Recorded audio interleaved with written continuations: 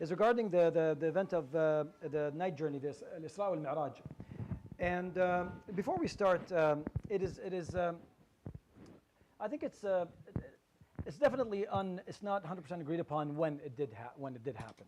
Yani scholars differ regarding when it happened. Some scholars say it took place in end of Rajab, which is this month. Other scholars say maybe it's Ramadan, maybe it's Rabi' al-Akhirah. There's a little bit of a disagreement 100% on when. And honestly, it doesn't matter 100% when it happened. We believe it happened, and there's a lot of information and wisdom that we can derive from, and we'll learn from it. So today's hadith is actually, so one of the nights that is a thought that it happened is, I believe it's tomorrow night. It's the night of the 27th, I believe. If it's not tonight. Tonight is the 26th, I believe, or either tonight or tomorrow. So we'll take the opportunity to talk about it and see what we can learn from this. The Prophet ﷺ, this happened to him during very, very tough times of his life. It was early on, and it was in the first phase, in the Meccan phase, when they did not have they did not really have their own place. They were considered as rebels, in Mecca. They were weak. They were persecuted. There's a lot of things taking place that made early Muslims weak at this point. In addition to his personal life, he lost his uncle, he lost his wife, he lost a couple of his daughters at that time. So it was a little bit of or maybe his daughters in Medina, but he had a couple of deaths lost in his own personal life. So the Prophet ﷺ was in a very weak or very tough time. So now this miracle comes. And this miracle, I call it the miracle of miracles.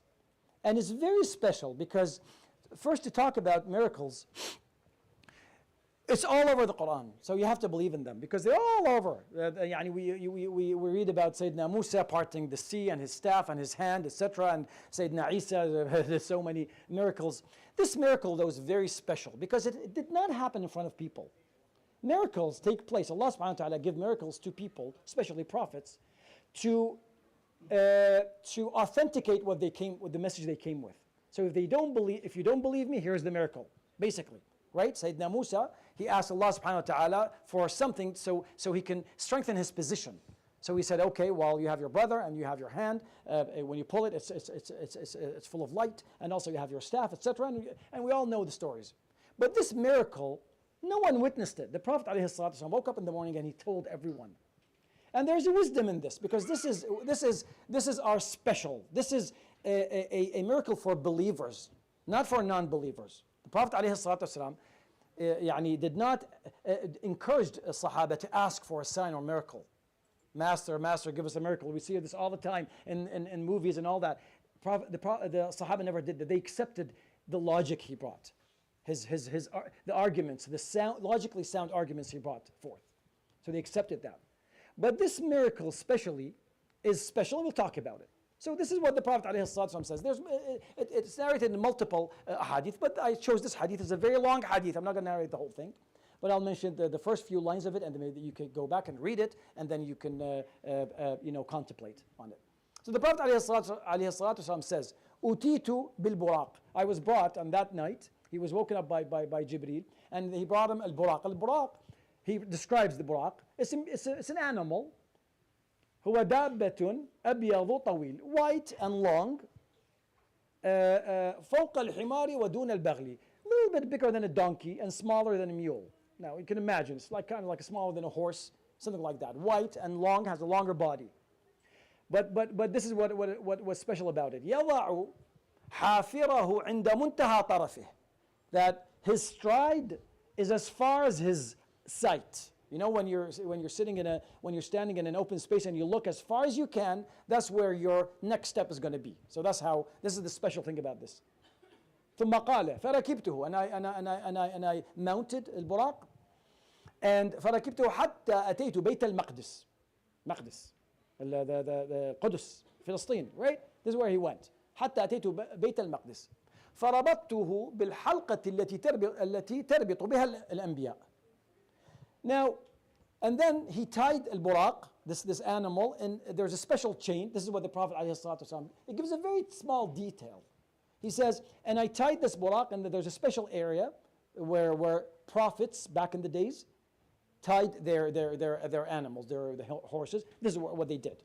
Imam al-Nawawi, when he commented on this hadith, he said the Prophet ﷺ, even in his vision, in his mu'jizat, he would do his due diligence. He didn't let it loose. Yet, I mean, this buraq was brought for him, no one else. It's a mu'jizah from Allah subhanahu wa ta'ala. It's not going to go anywhere, right? But still, the Prophet did that. And I agree 100%, of course. But I think there's a deeper wisdom there. The Prophet ﷺ did this because he's tying himself and his message and his ummah with the rest of humanity, with the rest of the prophets. If you think about it, it's almost like, why did he there's so many information, so many pieces of information he left out, how long it took and when it happened and what time it did. I have so many questions. But he didn't leave out this piece of information. He said, this is where I tied my mule. Why this piece of information? SubhanAllah. Wallahu a'lam, in my humble opinion, is to tell you that now your message has become international, universal, after it has been perceived local, only for Arabs, only for Meccans.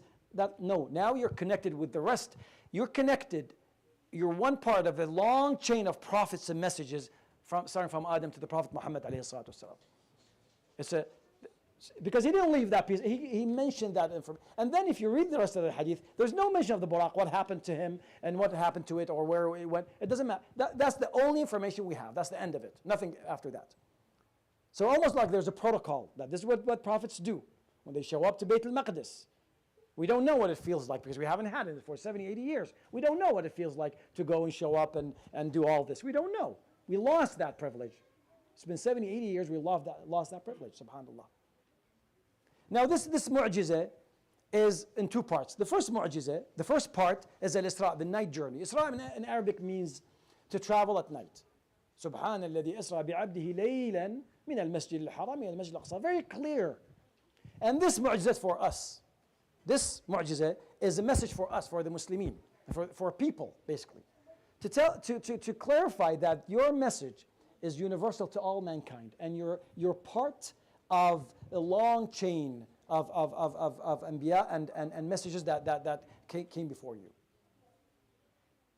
And then the Prophet ﷺ continues. He said, فَدَخَلْتُ الْمَسْجِدَ فَصَلَيْتُ فِي رَكْعَتَيْنِ. He entered and he did tahiyat al-masjid. He did a couple of rak'at. ثُمَّ خَرَجْتُ فَجَاءَ جِبْرِيلٌ. And then he left, right? And then Jibreel came and he offered him, a beverage. فَجَاءَنِي بِإِنَاءٍ مِّنْ خَمْرٍ وَإِنَاءٍ مِّن لَبَنٍ. He brought him 2 glasses. One, there's wine in it, and the second one, milk or yogurt or something like that. فَاخْتَرْتُ اللَّبَنَ.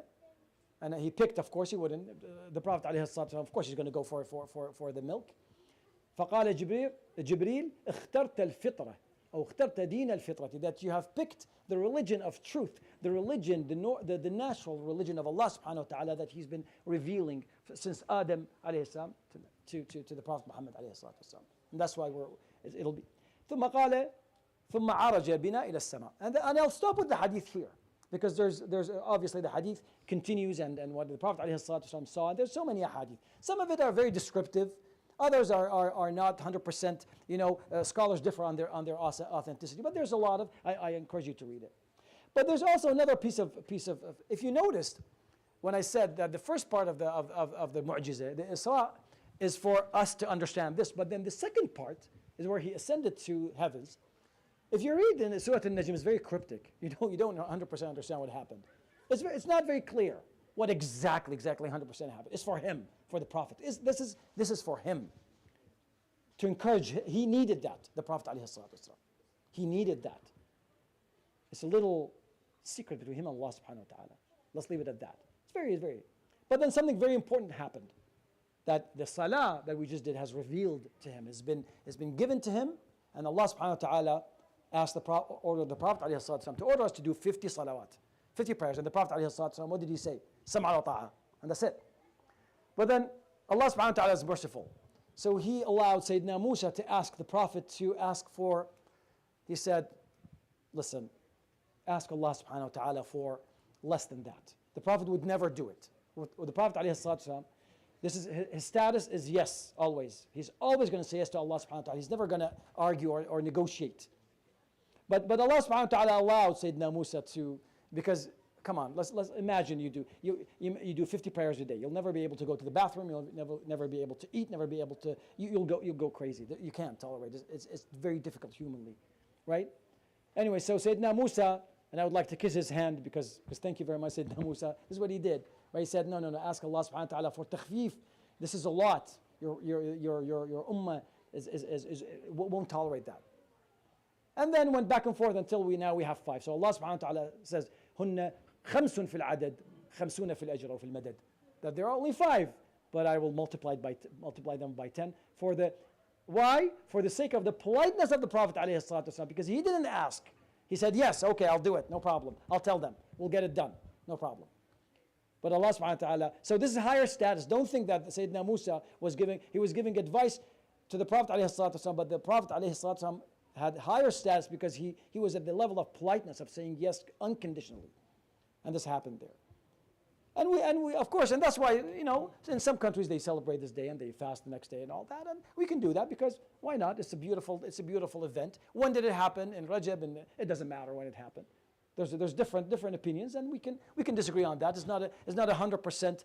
It's not something you're not obligated to do anything on this day, but it definitely to be happy. It's definitely a happy occasion. Because alhamdulillah, it wasn't 50 prayers. It was only 5. At least this is a cause for celebration, right? So جزاكم الله خير. I hope this was of benefit. يروي الإمام مسلم في صحيحه بسند صحيح عن أنس رضي الله تعالى عنه وارضاه قال رسول الله صلى الله عليه وسلم أتيت بالبراق وهو دابة أبيض طويل فوق الحمار ودون البغل يضع حافره عند منتهى طرفه قال فركبته حتى أتيت بيت المقدس فربطته بالحلقة التي تربط بها الأنبياء قال ثم دخلت المسجد فصليت فيه ركعتين ثم خرجت فجاءني جبريل بإناء من خمر وإناء من لبن فاخترت اللبن فقال اخترت الفطرة ثم عرج بنا إلى السماء وصلى الله على حبيبنا وسيدنا محمد وعلى آله وصحبه أجمعين سبحانك اللهم بحمدك لا إله إلا أنت أستغفرك وأتوب إليك